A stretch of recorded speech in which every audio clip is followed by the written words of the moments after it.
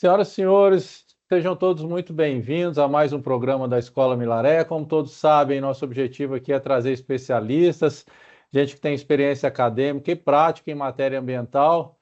Hoje não é diferente, né? Trazendo ele, que é graduado em Direito pela Universidade Federal do Ceará, especialista em Direito Ambiental pela PUC, tem LLM em Direito Empresarial e Direito Tributário, ambos pela FGV.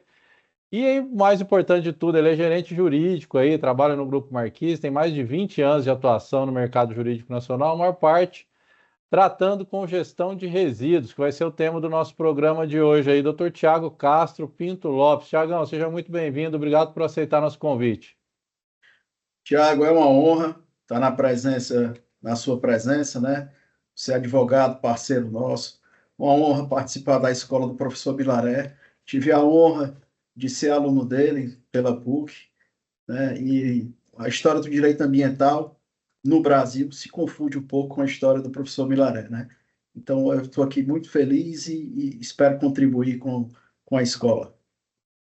Com certeza vamos todos aprender muito, viu? Com a tua experiência acadêmica e prática, que é muito legal trazer alguém que tem essa vivência aí, que traz os dois lados do balcão, né? Traz a academia, que eu sei que você é muito estudioso, e traz também aí as vitórias e agruras, né, do setor privado, especialmente gestão de resíduos, que é um tema que gera muita discussão, é o tema que a gente vai falar hoje, né, falar ali do julgamento, né, dos embargos de declaração, falar o tema de hoje é o STF, os aterros sanitários, falar do julgamento ali daqueles embargos de declaração, né, em 2024, nas ações que envolviam o novo Código Florestal, já não tão novo assim, né, as ADINs 4901, 02 e 03, 4937 e a ADC 42, né, todas versando ali sobre o Código Florestal.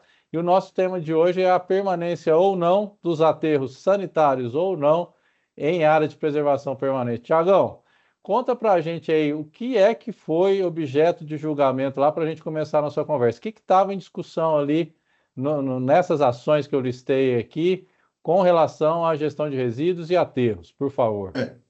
Bom, a questão dos aterros sanitários, ela foi vinculada na 4903, tá? Foi um julgamento único, um acordo com mais de 600 páginas, e esse acordo ele abordou essas ações que você mencionou, tá? Especificamente em relação ao aterro sanitário, a gente tem que destacar o seguinte, que o novo Código Florestal, como você disse, não é tão novo, né? De 2012, pouco depois da sua edição, lembrando que o projeto de lei é de 1999, então depois de amplas discussões ele foi aprovado e logo em seguida é, alguns dispositivos legais foram questionados via controle concentrado de constitucionalidade, conforme você mencionou. Aqui, para nosso debate, para nossa discussão, interessa diretamente a expressão gestão de resíduos, né, que foi questionada porque a gestão de resíduos ela foi considerada pelo legislador como uma das atividades que permitiam a intervenção em áreas de preservação permanente, né? Então, o Ministério Público se insurgiu contra essa expressão, especificamente, alegando a sua inconstitucionalidade por afronta, basicamente, aos princípios de direito ambiental que estão lá no 225 da Constituição, e a tese foi acatada pelo STF. Né? Infelizmente, a gente observa do julgamento que pouco se discutiu sobre gestão de resíduos, e o foco foram aterros sanitários. Então, na verdade, toda a discussão, pelo menos a maior parte dela, girou em torno da disposição dos resíduos, né, em aterros sanitários. Conta para a gente Então, o que é gestão de resíduos. Para quem nunca estudou, para quem bom, não conhece a política nacional, vamos começar da base aqui. O que é gestão de resíduos? a gestão de resíduos ela é um conjunto de ações, tá certo? Eu estou citando aqui a definição legal, tá? Um pouco da definição legal. Ela é um conjunto de ações voltadas para a questão dos resíduos sólidos, né, abrangendo aspectos políticos, econômicos, ambientais, culturais e sociais. Na verdade, ela é um conceito amplo, né? E é importante destacar que gestão de resíduos e gerenciamento e aterro sanitário são. O aterro sanitário está muito mais vinculado ao gerenciamento de resíduos, né? Gestão como eu falei, são as ações, digamos assim, o pensamento as políticas, né? O gerenciamento é a prática, é o manuseio, é a destinação, é a coleta, o transporte, né? Na verdade, são serviços de manejo e os serviços de limpeza urbana, né? Conforme ficou definido com o novo marco de saneamento, que englobou a parte dos resíduos sólidos no conceito de saneamento, né? Então, a Perfeito. discussão ela não se deu em torno do conceito de gestão de resíduos. Isso é uma crítica que se faz ao julgado. Ela se deu em torno de aterro sanitário. E os ministros entenderam que realmente não deve haver gestão de resíduos em área de preservação permanente, né? O que, ao final e ao cabo, inviabiliza qualquer tipo de atividade de gerenciamento nessas áreas, né? É na verdade, não é nem uma ação, né? Um programa ali, um conjunto de Isso, o medidas bem conjunto, mais complexo que envolve ali desde a coleta até a tudo, disposição final. E, os naturalmente nem planos, tudo isso acontece em APP, ou em área de APP, ou intervindo em é, APP. Mas tem uma outra questão, e eu sei que você já levantou aí, que pode gerar dúvida, que são os aterros sanitários, né? exatamente. Explica para quem está nos ouvindo qual que é a diferença de lixão, de aterro controlado e aterro sanitário. Foi importante a gente fazer essa introdução, diferenciando especificamente o que é gestão, o que é gerenciamento, porque a discussão, pelo menos os debates verbais que existiram entre os novos ministros do STF, existiu várias citações de falando lixão, né? E assim, lixão não é uma técnica de disposição de resíduos sólidos. Lixão é a não técnica. Lixão é uma forma irregular de disposição de aterro sanitário, disposição de resíduos sólidos, sem qualquer tipo de controle, sem qualquer tipo de medida protetiva do meio ambiente, sem qualquer tipo de medida preventiva, técnica. Lixão é um dano ambiental evidente, é até um crime ambiental. Então, houve essa confusão. Aterro controlado já é um pouco diferente. Ele existe algum tipo de técnica de disposição de resíduos, mas ainda não é o que a legislação brasileira permite. Né? A legislação brasileira, realmente, como técnica de disposição adequada, ela só permite os aterros sanitários, que aí são equipamentos, existem normas técnicas que regulamentam, o equipamento precedido do devido processo de licenciamento ambiental, com as suas condicionantes, com aplicação de técnicas de tratamento de chorume, de cobertura, de isolamento do solo, com geomembranas, por exemplo, com solo de argila, enfim, é um equipamento extremamente técnico que, segundo o Plano Nacional de Resíduos Sólidos, é a forma de disposição mais adequada, né, e aceita também como no Brasil como a mais adequada à nossa realidade, né? E o Então que houve que essa ficou então confusão. decidido? No Hã? final da história, agora que a gente sabe que é gestão de resíduos, a diferença dela com disposição, com gerenciamento, enfim, né, com os elos ali, que seria um conjunto, né, um gênero, e embaixo dele todas as espécies ali de medidas destinadas a endereçar de alguma maneira resíduos. E a gente já entendeu também o que é a diferença de lixão, aterro controlado e aterro sanitário.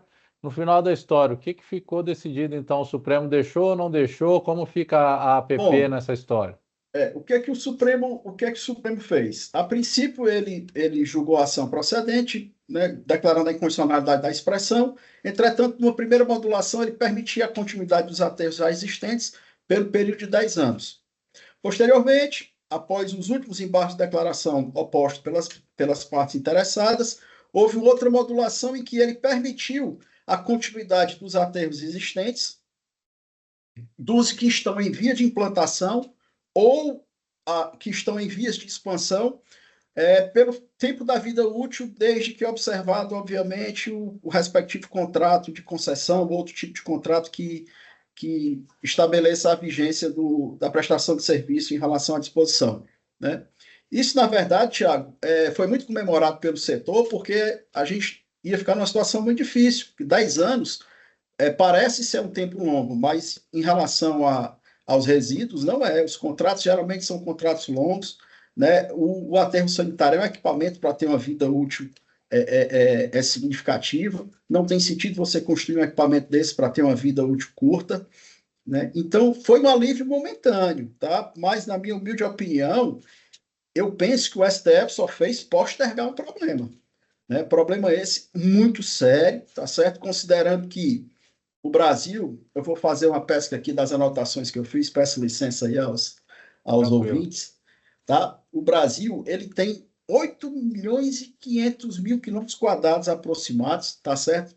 Área essa que está dividida em 5.568 municípios, tá? Para você ter ideia, Thiago, como essa questão do aterro no Brasil é sensível, dessa quantidade de municípios, segundo as informações do SMIS, né, atual SMR, desses municípios, Thiago, deixa eu Que é pegar o número aqui, SNR? é o Sistema Nacional, né, das informações sobre os resíduos, né? Eu, Deixa eu eu tô pegar. no papel aqui de quem acompanha e não conhece nada. Eu vou ficar te pentelhando aqui para mastigar tudo para quem acompanha, viu? Tá, não vou pegar o número exato aqui, Tiago, para não ser, não passar a informação errada, tá? Pronto, Tiago. Desses municípios, tá certo? Segundo o SNIS, ainda o nome de SNIS, tá aqui. O Brasil possui apenas 2.830 municípios que são atendidos por 626 aterros sanitários, tá? Ou seja, praticamente a outra metade ela é atendida de forma inadequada por lixões e aterros controlados. E o cenário se torna mais grave quando existem estudos em andamento por algumas associações do setor, né, que suspeitam desse número. Existem estudos ainda não concluídos, Thiago, de que realmente aterros sanitários no Brasil nós só temos em torno de 300. 300 E para esse mais de cenário, 5 mil municípios, para uma população de mais de 200 milhões de pessoas. 300 exatamente, aterros. exatamente, 300 aterros. Então, quando você analisa esses números, né, você vê que a decisão do STF, na verdade, ela dificulta a implantação de aterros sanitários, que é o equipamento mais importante dentro da política nacional de resíduos sólidos, no que se refere à disposição, né? O aterro sanitário, ele é capaz de, na minha opinião, de atender ao núcleo do Plano Nacional de Resíduos Sólidos, lá que está lá no artigo 9º, que é aquela que quem trabalha no setor já conhece, que o objetivo do Brasil, e está alinhado com as políticas de resíduos sólidos dos países desenvolvidos, é a não geração, a diminuição, depois você vem para a reutilização, reciclagem, disposição dos rejeitos, apenas o que não pode ser aproveitado de forma adequada. E o aterro sanitário, esse é o núcleo da norma, está lá no artigo 9º, é o objetivo, o principal objetivo da nossa norma. E o aterro sanitário é o equipamento que pode realizar isso, associado, obviamente, com outros serviços, como triagem. Os aterros hoje eles não são mais considerados, pelo menos não deveriam ser considerados, como apenas local de disposição de resíduos sólidos. Na verdade, os aterros eles podem ser vistos como os locais onde é separada os resíduos que podem ser reutilizados e reciclados, né, através de usinas de triagem, ou se houver uma coleta seletiva, a matéria-prima secundária, que a gente chama, já pode vir separada. Então, o aterro sanitário, sem aterro sanitário, a gente não consegue realmente atingir as políticas, os objetivos, as diretrizes, os princípios da Política Nacional do Meio Ambiente, tá? A Política Nacional dos Resíduos Sólidos, perdão.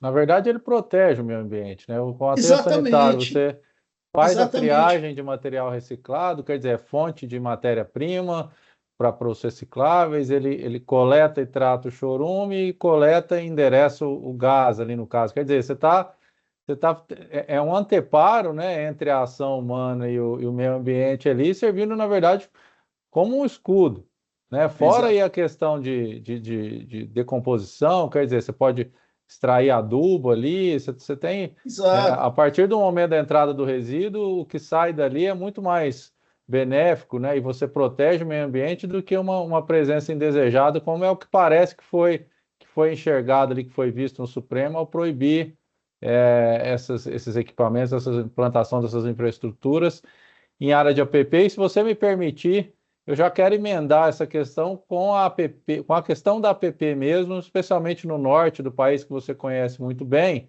né? Já que ali é difícil você ter um perímetro de imóvel que não tem um curso d'água, é muito rico, né, em recursos hídricos e, naturalmente, ao redor de nascentes, nas margens de rios e córregos ali, você tem APP. Então, às vezes, você tem um imóvel grande aí, você vai explorar a atividade próxima à estrada, em determinado ponto ali, em determinada coordenada do imóvel, e do outro lado ele tem ali uma APP, né, que tem as distâncias definidas pelo órgão ambiental, distância do curso d'água, você implanta ali, de repente, a infraestrutura, a parte administrativa, balança, né, a pista ali, a estrutura para triagem de material, mas uma parte daquele imóvel onde está implantado o equipamento tem APP. Isso daí gera problemas, ainda que a minha atividade não seja exercida dentro do perímetro da APP, o fato de ter APP no imóvel inviabiliza. E como é que isso fica na região norte, já que praticamente todos os imóveis aí na zona rural, se não todos, mas uma boa parte deles, tem APP, e a gente sabe que não dá para implantar aterro sanitário em qualquer lugar, apesar das medidas, você tem ali controle de aves, você tem o próprio cheiro, o controle do gás, do chorume, que apesar de ser feito ali, não deixa de ter algum tipo de impacto, né? O recobrimento diário ali do material que chega. Como é que fica essa decisão quando um imóvel tem APP, especialmente no norte do país, que é uma região que precisa, né, de investimentos nesse setor e que tem muita água, tem muita APP? Como fica essa É. decisão? Quais os reflexos? Bom, Tiago, o STF ele não entrou nesses detalhes, tá? Ele simplesmente. É importante destacar que na petição inicial do Ministério Público, o Ministério Público ele menciona muito a questão dos recursos hídricos, né? Obviamente, a gente sabe que uma das funções das áreas de proteção ambiental é proteger os recursos hídricos, né? Perdão, a das áreas de preservação permanente é proteger os recursos hídricos. Entretanto, Tiago, hoje a gente sabe que, por exemplo, o chorume ele pode ser tratado hoje de várias formas, né? Várias formas eficientes. Uma das mais modernas é a utilização dos filtros de osmose, que o produto que sai após a filtragem do chorume é água, praticamente água destilada. Então, no meu sentimento, houve um pouco de preconceito em relação a esse equipamento que, como dito, na minha opinião, é impossível você tratar do tema de política nacional de resíduos sólidos e não considerar os aterros sanitários como o principal vetor de realização das diretrizes, princípios e objetivos ali postos, né?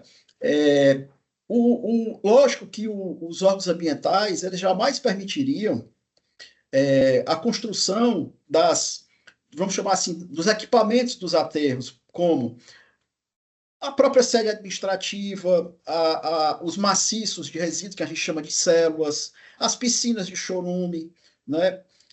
Os outros equipamentos, como usinas de triagem, jamais permitiria que os equipamentos em si do aterro fossem instalados dentro de uma área de preservação permanente vinculada às margens dos corpos hídricos. O licenciamento ambiental ele cuida disso.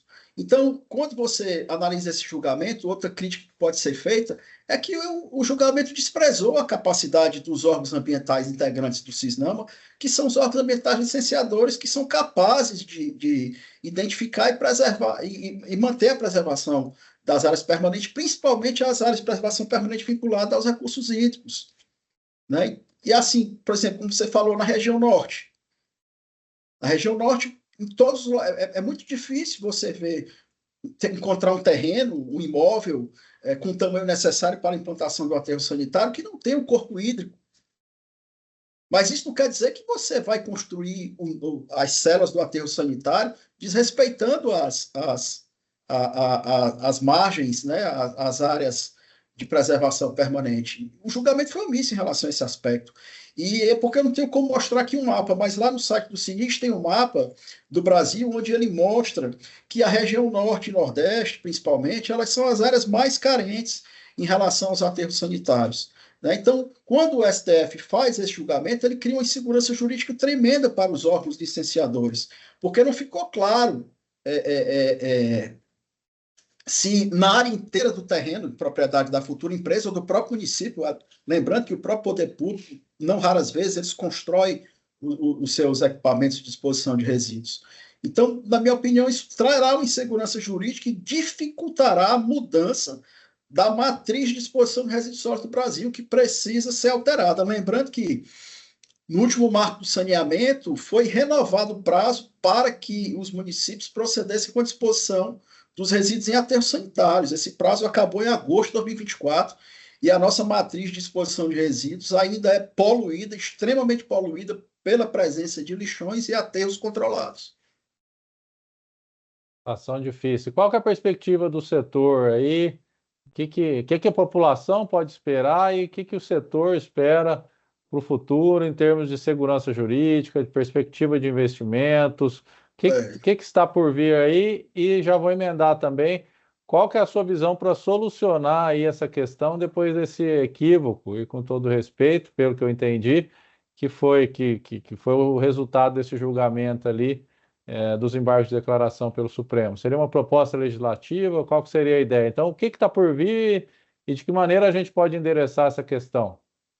Bom, Tiago, a decisão foi proferida através de controle concentrado de constitucionalidade, né? A decisão transitou em julgado, né? Não cabe mais recurso e, segundo a disposição da própria lei também, não cabe rescisão desse tipo de julgado, certo?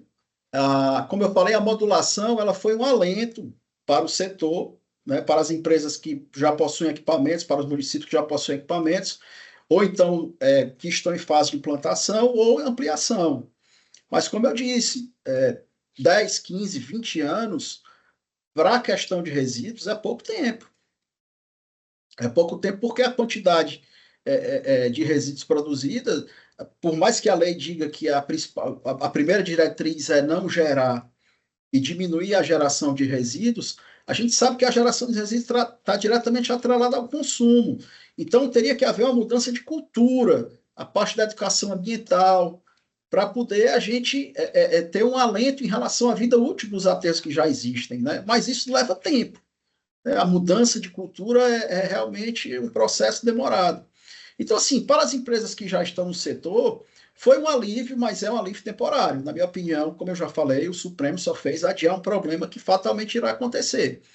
A implantação de novos aterros sanitários com a diretriz dada pelo Supremo, na minha opinião, ela vai ficar mais difícil, porque os órgãos ambientais, com medo de descumprir uma decisão, ou com medo de incorrer alguma legalidade, eles vão ser bem mais restritivos do que o necessário, né? Até porque não está esclarecido, como eu disse, se o aterro, os equipamentos do aterro, ok, estão em área, não podem estar em área de APP. Mas se o terreno for maior e couber um aterro pelo menos na metade e houver um recurso hídrico do outro lado, será que é possível licenciamento ambiental desse equipamento? Então, assim, o setor está aliviado, de certa forma ficou aliviado com relação à modulação que foi feita, mas na minha humilde opinião, por pouco tempo. Já já nós vamos enfrentar esse problema aí. E, como eu disse, transitou em julgado. Talvez uma solução seria uma atuação do Poder Legislativo, né, no intuito de criar dispositivos, vou dar um exemplo aqui, criar algum dispositivo no próprio Código Florestal, na Política Nacional de Resíduos Sólidos, criando um novo tipo de aterro, um aterro onde apenas um determinado percentual dos resíduos que entram são dispostos. Dá um exemplo, número de 2014, né, nos Estados Unidos, dos resíduos que são dispostos é em torno de, para ser preciso, Tiago, em torno de 52% dos resíduos são dispostos. A Europa já avançou mais, apenas 28% dos resíduos são efetivamente dispostos em aterros.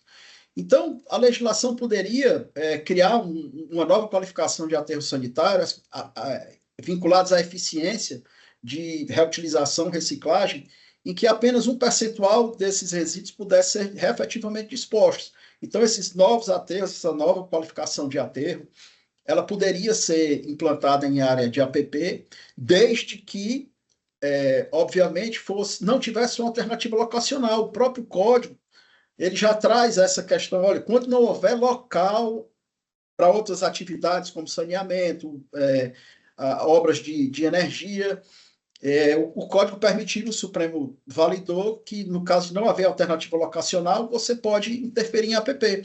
Então, esse mesmo raciocínio, até porque a gestão de resíduos hoje ela está integrada no saneamento, poderia ser aplicado aos aterros sanitários, né? Desde que não houvesse alternativa locacional e que realmente o equipamento fosse bastante eficaz em relação à quantidade de resíduos que serão dispostos.